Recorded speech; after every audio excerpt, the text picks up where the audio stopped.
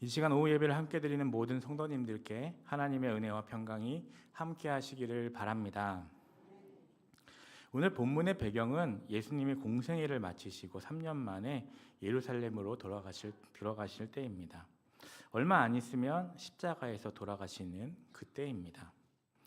예루살렘에 입성하신 날부터 십자가에 돌아가신 금요일까지 그 5일 동안 성전도 청결하게 하시고 또 많은 비유의 말씀도 주셨는데, 이에 불만을 품은 종교 지도자들이 예수님께 와서 도전하며 꼬투리를 잡기 위해 어려운 시험을 했습니다.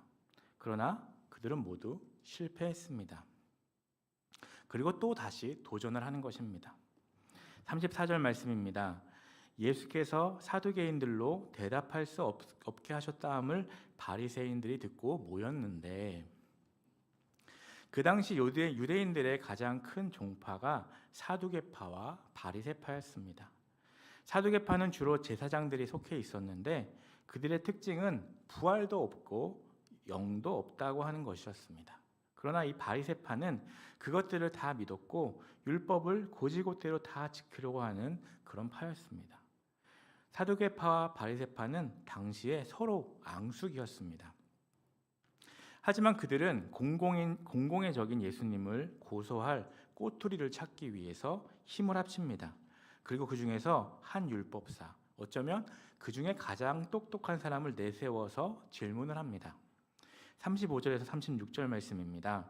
그 중에 한 율법사가 예수를 시험하여 묻되, 선생님, 율법 중에서 어느 계명이 크니까? 이 바리새인들에게 있어서 모든 계명은 다 하나님의 말씀입니다. 하지만 모든 계명을 다 지킨다는 것은 결코 쉬운 일이 아니었습니다. 변화하는 환경으로 인해서 문자적으로 율법을 다 지키는 것은 불가능했습니다. 율법이 주어졌을 때는 모세 시대였습니다. 그런데 그로부터 약 1500년이 지난 1세기에는 문화도 바뀌고 또 로마 제국 밑에 있으면서 많은 것들이 바뀌었기 때문에 율법을 문자 그대로 지킨다는 것은 불가능했습니다. 이런 현실적 문제와 관련하여 바리새인들은 하나님의 모든 계명들을 변하는 시대에 맞추어서 그래도 지킬 수 있는 것으로 설명하고 또 지키려 노력했던 사람들이었습니다. 그런 그들이 현실적 대안으로 찾아낸 것이 시대를 지나면서 조상들이 율법을 연구하며 가르친 것이 쌓인 소위 장로들의 유전이었습니다. 이것은 구약 계명에 대한 상황적인 해석들을 모아놓은 것입니다. 이 구약 성경에 나온 613개의 명령 중 어느 것이 더 중요하고 덜 중요하다고 할 수 없습니다. 또 계명과 장로들의 유전의 가치를 구분하는 것도 문제였습니다. 그래서 어떤 한 계명을 선택하면 그것이 율법에 기록된 계명이든 아니면 장로들의 유전에 속하는 것이든 다른 계명들의 가치를 떨어뜨리는 것이 되기 때문에 바로 이것이 예수님을 공격할 수 있는 근거가 되는 것입니다. 그렇기 때문에 예수님을 시험하기 위해 이 질문을 그들이 한 것입니다. 예수님, 어느 계명이 큽니까? 어느 계명이 가장 중요합니까? 이것은 아주 간단한 질문 같지만 아주 무서운 질문입니다. 왜냐하면 예수님이 만약 A가 가장 중요하다 하면 아니 B는 안 중요합니까? C는 왜 안 중요합니까? 라고 할 수 있고, B가 중요하다고 하면 A는 왜 안 중요합니까? 라고 하며 꼬투리를 잡기 위해 던진 질문이기 때문입니다. 그러면서 예수가 이것만 중요하고 다른 것은 중요하지 않다고 하며 율법을 무시했다라고 꼬투리를 잡으며 고소하겠다는 것입니다. 그런데 이때 예수님은 너무 놀랍고 사람들이 생각하지 못할 대답을 하십니다. 37절에서 40절까지 말씀입니다. 예수께서 이르시되 내 마음을 다하고 목숨을 다하고 뜻을 다하여 주 너의 하나님을 사랑하라 하셨으니 이것이 크고 첫째 되는 계명이요 둘째도 그와 같으니 내 이웃을 내 자신과 같이 사랑하라 하셨으니 이 두 계명이 온 율법과 선지자의 강령이니라. 아멘. 하나님을 사랑하라는 말씀은 신명기 6장에 나오는 말씀이고 이웃을 사랑하라는 것은 레위기 19장에 나오는 말씀입니다. 이 두 말씀 모두 유대인들이 중시하던 율법, 토라에 나오는 말씀이었습니다. 이것이 무슨 말씀입니까? 한마디로 말하면 성경에서 우리에게 가르쳐주는 가장 중요한 것, 가장 큰 계명은 관계라는 것입니다. 즉 사랑의 관계입니다. 하나님을 사랑하고 이웃을 사랑하면 성경을 다 지킨 것과 같다고 예수님이 말씀하신 것입니다. 율법의 핵심이 10계명인데 1에서 4계명은 하나님과의 관계를 이야기하고 또 5에서 10계명은 이웃과의 관계에서 어떻게 하라고 가르쳐 줍니다. 결국 하나님의 사랑과 이웃 사랑이 10계명의 핵심인 것입니다. 그리고 성경 전체의 핵심이라는 것입니다. 그렇다면 우리가 신앙인으로서 가장 중요시해야 할 것이 무엇이겠습니까? 관계입니다. 하나님을 사랑하고 이웃을 사랑하라는 것입니다. 그것도 적당히 거리를 두는 관계, 안 좋은 관계, 갈등 관계가 아니라 사랑의 관계인 것입니다. 나는 저 사람에게 해코지한 것도 없고 해를 끼친 것도 없으니 괜찮다라고 하며 적당히 거리를 유지하는 관계가 아니라 적극적으로 그 사람을 사랑하는 관계를 이야기하는 것입니다. 우리는 사랑의 관계에서 실패하면 신앙인으로서 실패하는 것입니다. 중요한 것이 관계에 있는데 그 중요한 것에 실패하면 아무리 다른 덜 중요한 것들을 잘한다고 해도 소용이 없지 않겠습니까? 우리가 건강한 신앙인으로 자라가는 증거가 무엇이겠습니까? 하나님과의 관계가 좋아지고 또 이웃과의 관계가 좋아지는 것입니다. 놀랍게도 그렇게 하면 우리가 행복해집니다. 우리를 올가매려고 이런 계명을 주신 것이 아니라 우리가 행복해지는 길을 알려주신 것입니다. 하나님을 사랑하고 이웃을 사랑하면 우리는 행복해집니다. 신앙의 연륜이 늘수록 신앙생활을 하는 횟수가 늘어날수록 사랑하는 관계가 더 좋아지고 있다면 하나님과 더 가까워지고 이웃과 더 가까워지면 성공하는 것입니다. 그러나 예배를 드리고 나서도 또 성경 공부를 하고 나서도 기도를 하고 나서도 오히려 더 교만해지고 관계에 실패한다면 아무 소용이 없는 것입니다. 오늘 말씀에서 어느 계명이 가장 크냐고 하는 질문에 대해서 예수님은 두 가지를 말씀하십니다. 첫째는 하나님을 사랑하라는 것입니다. 이 첫 번째 계명은 마음을 다하고 목숨을 다하고 뜻을 다하여 하나님을 사랑하라는 것입니다. 그런데 이 말씀을 가만히 생각해 보면 이것이 어떻게 가능하겠습니까? 어떻게 그것이 가능할지 절망감을 느낄 수밖에 없습니다. 좀 너무하시는 거 아닌가라는 생각이 들기도 합니다. 이 마음과 목숨과 뜻을 빼면 나에게 남는 것이 무엇이 있습니까? 그런데 하나님께서 이 말씀을 주신 이유가 있습니다. 마음을 다하고 목숨을 다하고 뜻을 다하여 하나님을 사랑하라고 하시는 이유는 하나님께서 이미 우리를 그렇게 사랑하셨기 때문입니다. 마음과 목숨과 뜻을 다해 하나님이 우리를 사랑하셨고 지금도 사랑하고 계십니다. 그래서 우리가 이렇게 잘 살아가고 있는 것일 줄 믿습니다. 우리가 잘나서가 아니라 하나님의 은혜인 것입니다. 하나님께서는 나를 위해 독생자 예수님을 이 땅에 보내시고 십자가를 대신 지시게 하실 정도로 우리를 사랑하십니다. 그것이 하나님의 사랑입니다. 그리고 하나님은 우리도 하나님을 향해 그런 사랑을 해보라고 하시는 것입니다. 하나님을 향해 그러한 사랑을 표현하는 방식이 무엇입니까? 바로 예배입니다. 여기 와서 이렇게 우리가 예배드리는 것만 예배가 아닙니다. 공예배만 예배가 아닙니다. 우리의 삶 자체가 예배가 되어야 하는 것입니다. 모든 부분을 하나님께 내어드리는 것입니다. 이 예배라는 것은 이렇게 형식을 갖추어 함께 드리는 공예배도 있고 우리가 매일 하나님 앞에 나 자신을 드리며 살아가는 예배도 있습니다. 여기서만 주님을 딱 찾고 예배가 끝난 다음에 삶 속에서는 내 마음대로 살아가는 것이 아니라 매 순간 삶 속에서도 하나님이 지금 내가 어떻게 할 길을 원하시는가, 내게 무엇을 원하시는가 생각하며 그것을 따라 살아가는 것이 바로 예배인 것입니다. 그리스도인들이 왜 기도해야 하고 또 말씀을 읽어야 합니까? 의무감 때문에 하는 것입니까? 아닐 것입니다.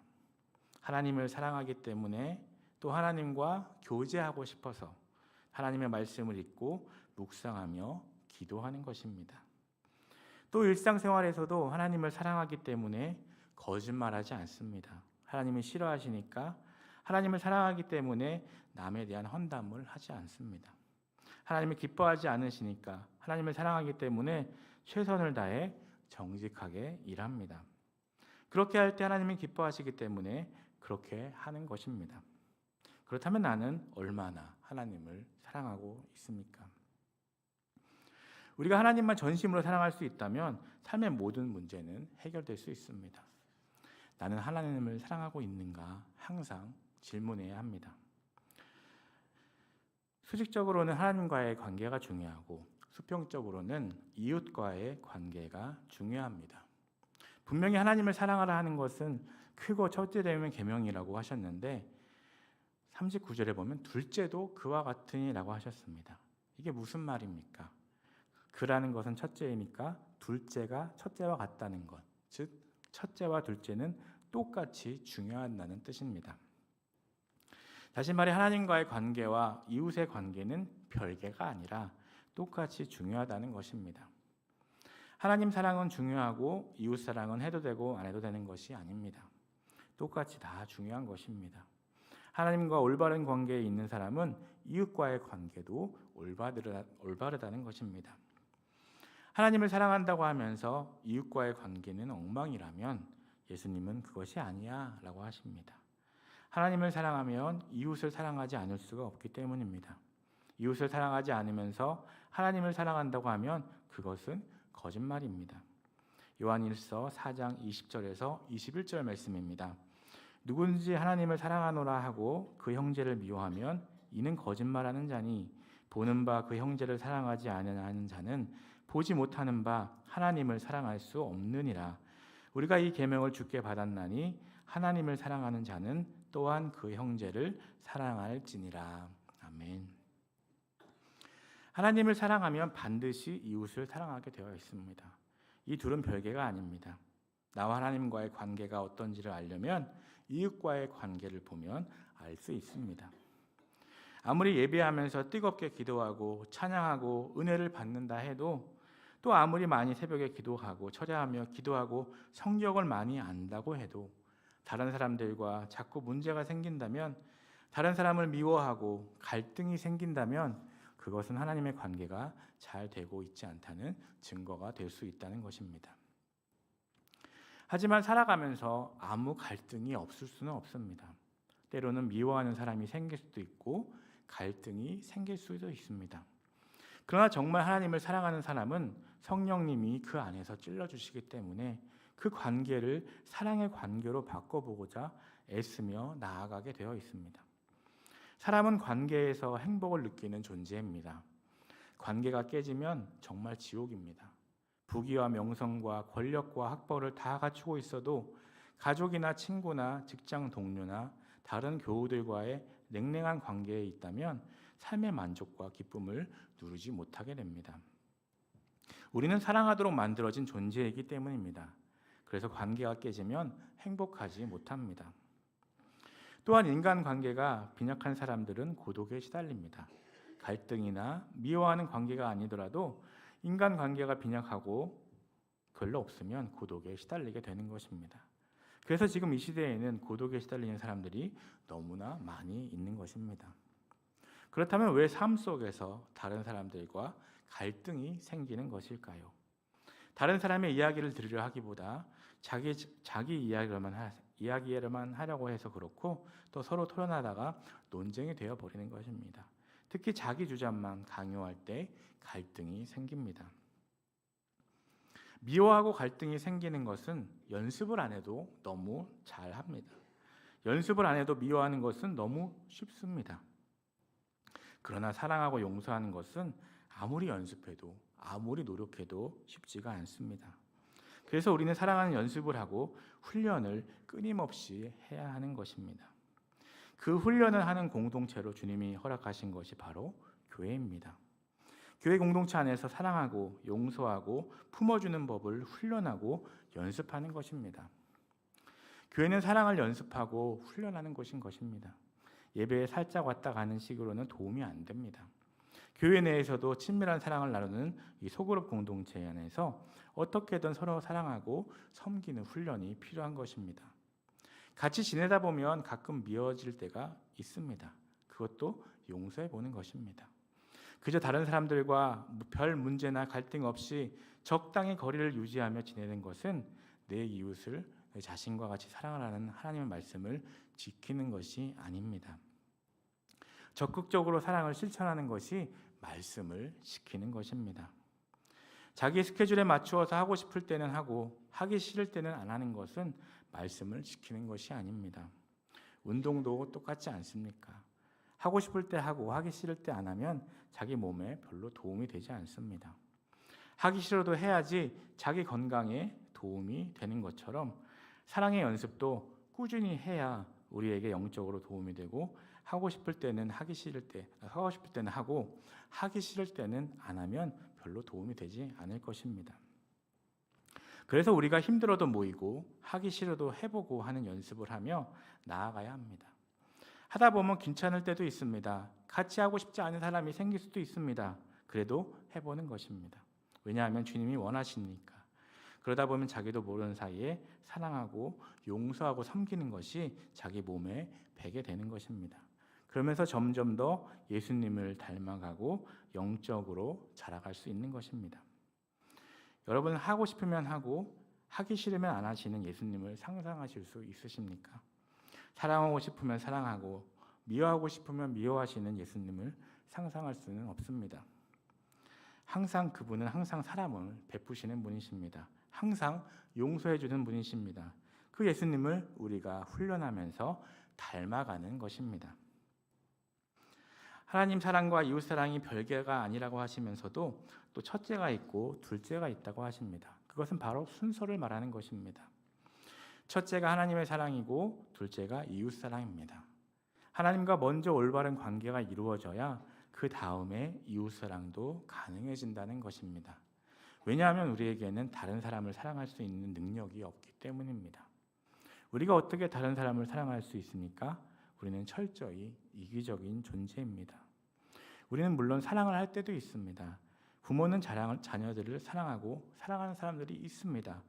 하지만 그런 사람들도 우리가 하는 사랑은 완전한 사랑이 아닙니다.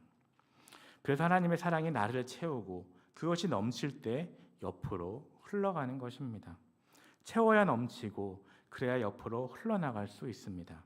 하나님의 사랑이 나를 채울 때 그 사랑이 차고 넘쳐서 이웃에게로 흘러갈 수 있는 것입니다. 여러분들 혹시 여러분들의 배우자, 아내나 남편에게 당신은 나의 로또야 라고 말씀해 보신 적 있으십니까? 네.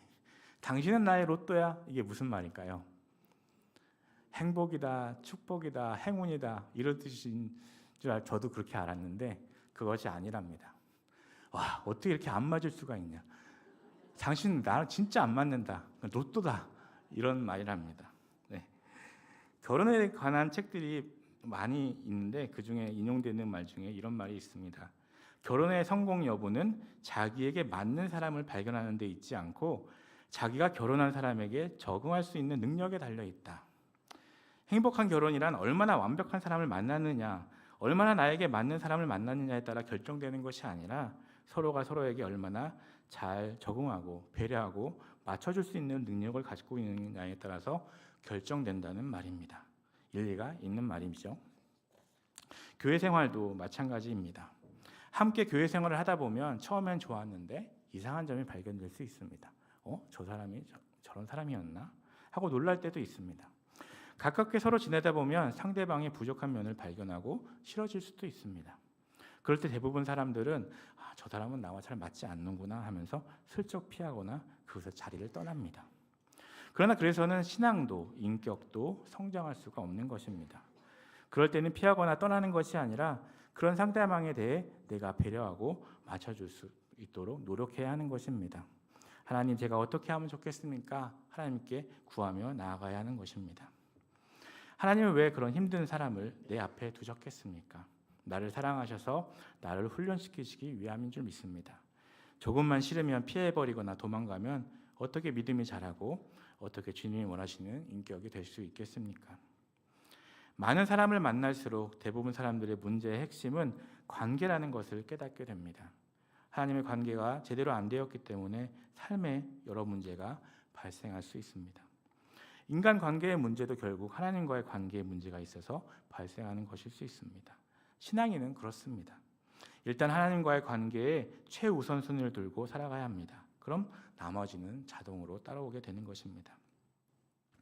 우리가 이처럼 관계에 우선순위를 두고 살아가려고 하는 가장 중요한 이유는 바로 섬김을 위해서입니다. 예수님도 이 땅에 오신 목적을 이렇게 말씀하십니다. 마가복음 10장 45절 말씀을 함께 읽겠습니다. 인자가 온 것은 섬김을 받으려 함이 아니라 도리어 섬기려 하고 자기 목숨을 많은 사람의 대속물로 주려 함이니라. 아멘. 예수님은 이 땅에 섬기러 오셨습니다. 그래서 그분을 따르는 우리도 섬겨야 하는 것입니다. 섬김은 다른 사람들의 필요를 우선시해 주는 것입니다. 내 필요가 아니라 다른 사람의 필요를 우선시하고 이끌어 주는 것입니다. 섬김은 그들의 아픔을 만져주고 상처를 치유해 주는 것입니다. 그리고 더 나아가 내가 섬기는 사람들도 또 다른 사람들을 섬기는 자리에 나아가도록 세우고 돕는 것입니다. 2026년 새해가 시작되었습니다. 올해 우리는 예수님을 믿는 그리스도인으로서 신앙인으로서 어떻게 살아가야 하겠습니까? 우리가 그리스도인으로서 신앙생활을 하는데 이왕이면 성공해야 되지 않겠습니까? 하나님이 기뻐하시는 삶을 살아야 되지 않겠습니까? 2026년 이 한 해 동안 하나님을 전심으로 사랑하고 이웃을 전심으로 사랑함으로써 아름다운 열매를 맺는 삶을 살아가는 저 여러분 되시기를 간절히